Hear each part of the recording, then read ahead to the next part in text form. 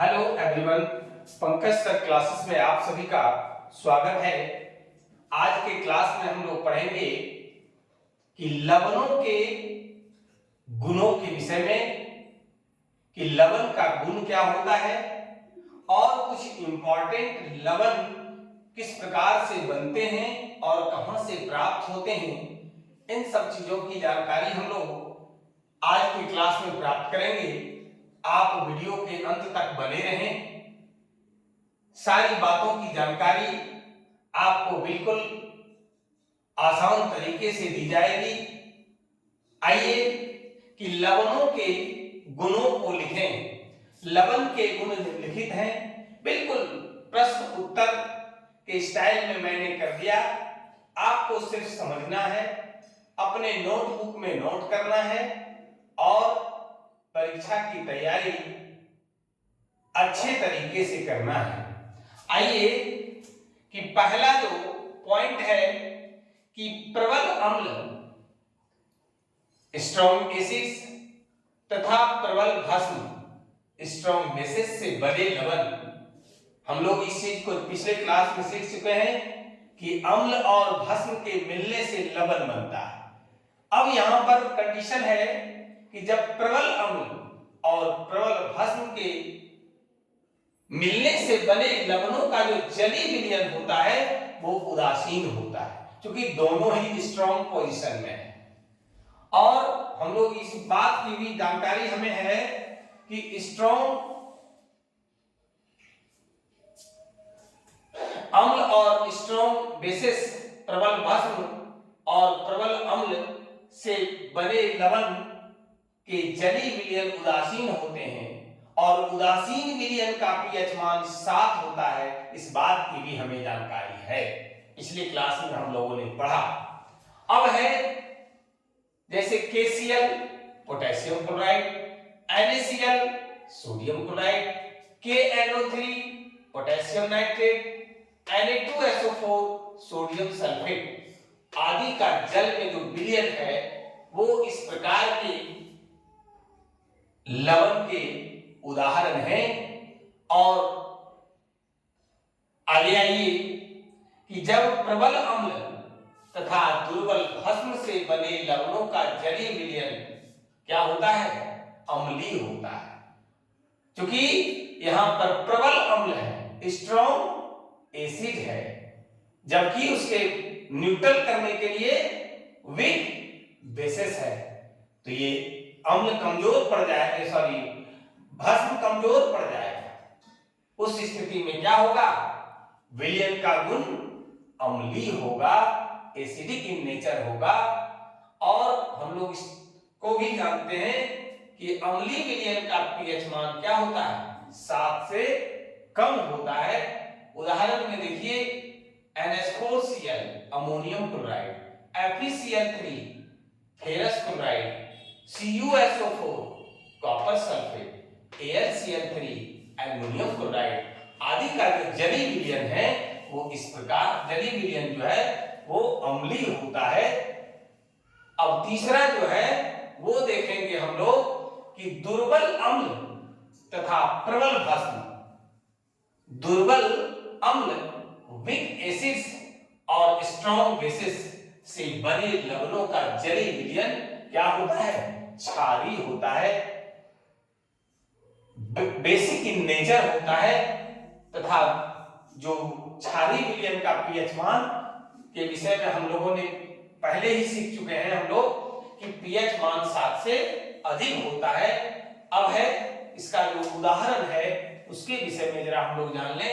Na2CO3 sodium carbonate, NaHCO3 sodium bicarbonate, इसके बाद है CH3COONA सोडियम एसिटेट तथा NaCl सोडियम साइनाइड के जलीय विलयन क्या होता है, क्षारीय होता है और उसका पीएच मान 7 से अधिक होता है।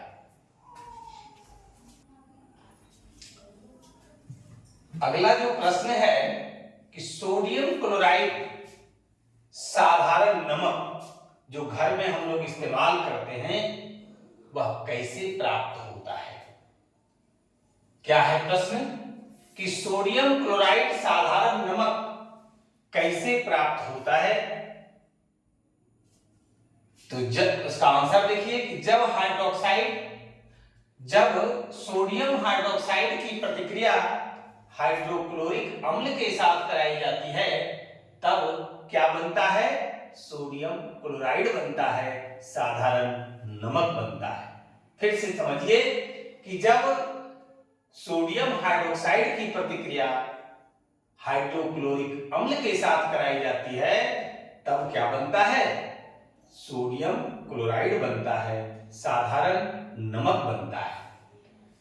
इसका रासायनिक अभिक्रिया को भी देखें हम लोग, केमिकल रिएक्शन को देखें कि NaOH sodium hydroxide, HCl hydrochloric अम्ल की प्रतिक्रिया जब कराई जाती है तो सोडियम क्लोराइड NaCl और H2O बनता है। यही सोडियम क्लोराइड NaCl साधारण नमक है जिसका कि इस्तेमाल हम लोग भोजन में करते हैं। नमक का क्या महत्व है वो हम सभी जानते हैं कि अगर एक दिन नमक खाना छोड़ देते हैं भोजन में तो वो व्रत हो जाता है और उस व्रत को क्या कहते हैं? अनोना। नोना साधारण भाषा में नमक को बोलते हैं, लोकल भाषा में और लग गया यानी अनोना। नोना छोड़ करके आप सब खाइए, नमक छोड़ करके सब खाइए और तब भी शाम होते होते देर रात होते होते लगेगा कुछ खाए नहीं है और शक्तिहीन अपने आप को लगता है, ऊर्जाहीन लगता है। इसलिए नमक का बहुत ही महत्वपूर्ण कहिए जरूरी है, एसेंशियल है, आवश्यक पदार्थ है जिससे कि व्यंजन में रंग आ जाता है, व्यंजन का खूबसूरती बढ़ जाता है स्वाद के साथ साथ, और बिना नमक का हम लोग नहीं रह सकते हैं।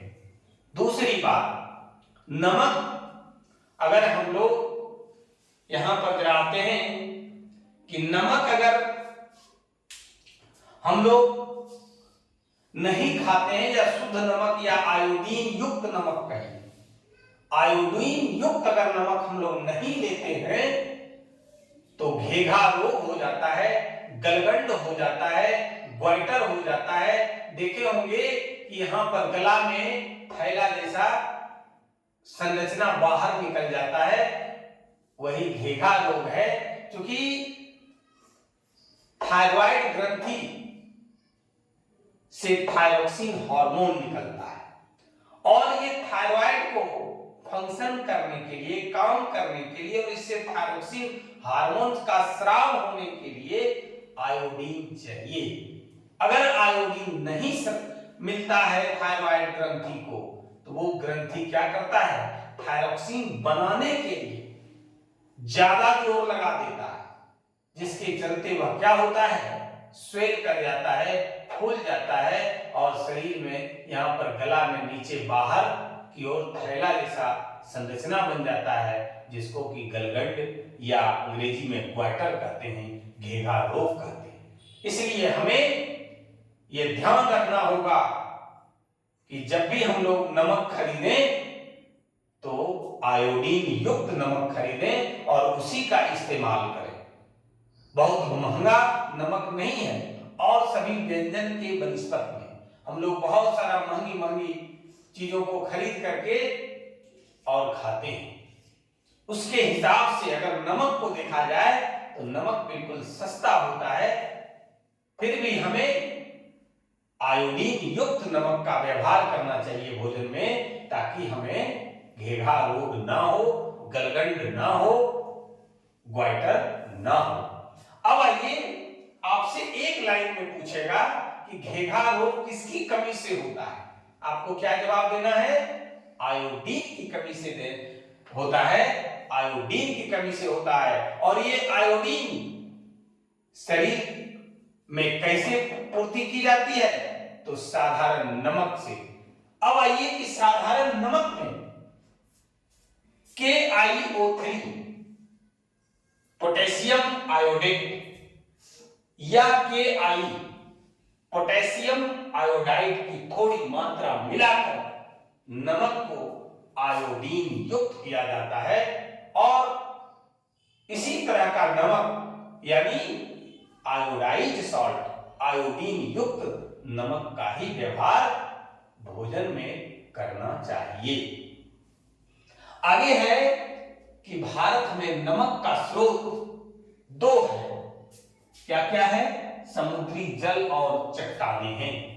आपसे पूछा जाएगा कि भारत में नमक का स्रोत कौन कौन सा है, तो आपको जवाब देना है समुद्री जल एवं चट्टानें।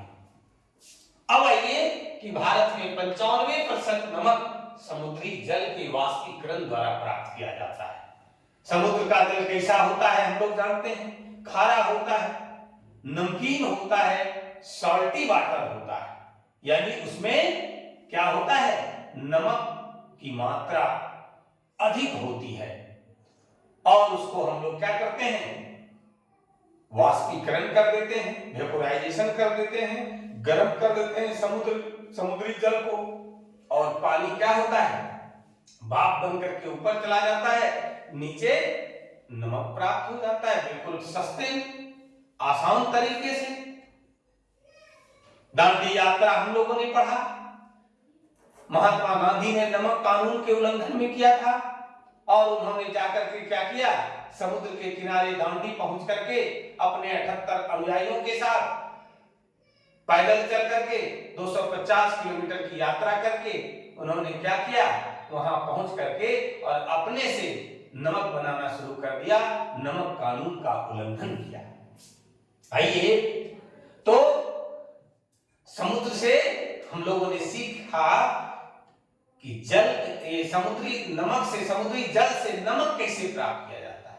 बिल्कुल सिंपल है, साधारण है कि समुद्र के पानी को गर्म कर दीजिए, वेपोराइज कर दीजिए, भाप बन करके पानी आसमान में चला जाता है और नमक हमें प्राप्त हो जाता है और फिर उस साधारण नमक में KiO3 या Ki मिला दीजिए, वो नमक आयोडाइज हो जाता है, आयोडीन युक्त नमक हो जाता है और फिर हम उसका इस्तेमाल भोजन के रूप में करते हैं और उस भोजन का क्या होता है, भोजन में चार चांद लग जाता है, स्वादिष्ट बन जाता है। हम भी वैसे भोजन को ग्रहण करके ऊर्जान्वित हो जाते हैं। अब आइए काला सेंधा नमक, रॉक सॉल्ट जिसको कहते हैं, यह कैसे प्राप्त होता है। तो काला सेंधा नमक को जमीन खोदकर खदानों से प्राप्त किया जाता है। कैसे प्राप्त किया जाता है, जमीन को खोद करके खदानों से प्राप्त किया जाता है। कभी भी ये नहीं कहिएगा कि काला सेंधा नमक भी समुद्री जल से प्राप्त किया जाता है। कैसे प्राप्त किया जाता है, तो जमीन को खोद करके खदानों से प्राप्त किया जाता है। अब है कि उसका रंग कैसा होता है, भूरा होता है। कारण कि लाल चिकनी मिट्टी के कण मिले रहने से नमक का रंग कैसा होता है, भूरा हो जाता है। कैसा होता है, भूरा होता है, लाल चिकनी मिट्टी के कण मिले रहने के कारण। आज का वीडियो, आज का क्लास अगर आपको अच्छा लगा हो तो लाइक और शेयर जरूर करेंगे। जो लोग चैनल को सब्सक्राइब नहीं किए हैं, चैनल को सब्सक्राइब करें, बेल आइकन का जो बटन है उसको जरूर दबाएं और चैनल को सब्सक्राइब करें। आज की क्लास में बस इतना ही, धन्यवाद।